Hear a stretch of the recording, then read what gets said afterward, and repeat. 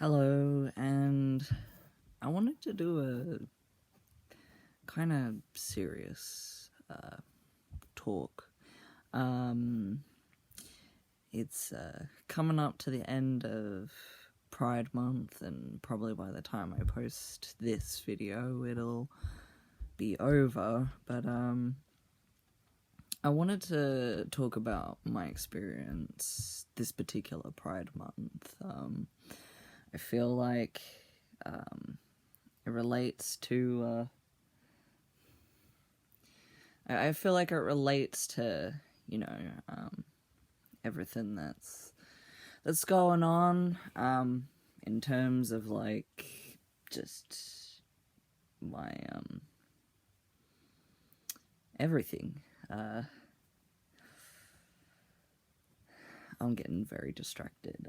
I feel like out there are some other people that feel the same way, and I don't know really how to feel about particular stuff that's going on.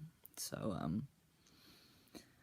I'm just gonna talk out what I wrote down because that's the only way I can remember things. And basically, this year I didn't participate in Pride Month. I wanted to, but I felt incredibly excluded. There was a post in a group that I was a part of asking what somebody was within the LGBT community. I said that I'm a trans man, and while people in the group were mostly accepting, the admin, however, and a few others were like, you have cis-passing privilege, so you don't count. So now I feel, seeing as I don't belong in a cis environment, and now that I pass, I don't belong in the LGBT community.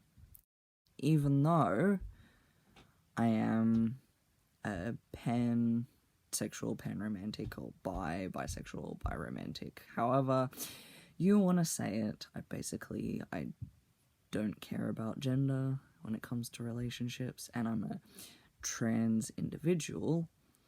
I apparently am not being accepted into the community because I have cis-passing privilege, and that made me feel like utter shit. It made me feel like I don't belong anywhere, because if I don't belong in a cis environment, in a heterosexual environment, and I don't belong in the LGBT community where, I'm supposed to be, where the hell do I fit in? I feel like I don't belong anywhere. And the only acceptance that I have gotten recently is within the autism groups that I have recently joined because of my recent diagnosis of being on the autism spectrum. I feel more included in a group for autism than I do in the LGBT community. That's saying something. That's saying that there is something very wrong with the LGBT community. I know there's a lot of infighting. I know there's a lot of quarreling about who should be a part of it, who shouldn't be a part of it. There's a lot of things of people trying to say what people's labels are within the community. And quite frankly, the environment that's being created within the LGBT community is really toxic, in my personal opinion, from my experiences. The reason I feel this way is people looking from the outside in, they're going to see all of that infighting.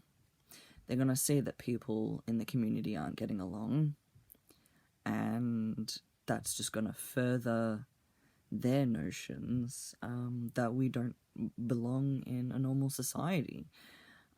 Because we can't even accept our own kind within our own group. And that's just how it is. People on the outside looking in are going to go, oh, look how toxic that group is.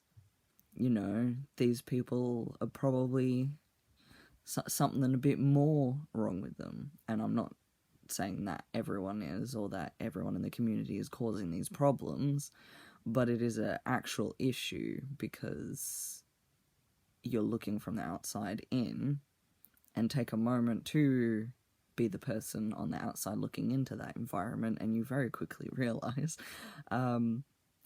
why people think the LGBT community is honestly a joke. And I'm starting to feel that, and I'm a part of it. So I'd like to say for everyone to get their act together, but I don't know if the people who are doing this are honestly gonna see what they're doing and what they're causing is rather toxic and very exclusionary, and I don't feel like I belong within the community anymore. And normally I'm pretty supportive and, you know, show my pride colours and the colours of the flags where I belong, but I don't feel like I belong there anymore. It's been an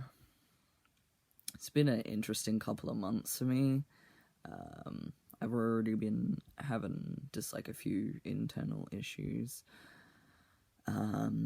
Have this kind of stuff put on top of it, and, you know, things that are going on privately, and then my own kind of internal conflict with what's going on. It's been weird. Feeling a lot better because my boss is letting me grow a beard, so thank you. I had to ask really nicely. Me not having facial hair was causing a lot of dysphoria. I kept looking at my face and being like, I'm still a girl, and even though that's not the case, and I got a deep voice and whatever, I needed that a little bit extra, and I'm sure people can relate pretty hard on that. You know, some people's dysphoria is going to affect them differently, but for me, I was like, I need facial hair and I need it now, because nope.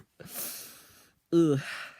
Not to mention depression has been a thing, but that's because I've been dealing with a few private matters that have been rather stressful.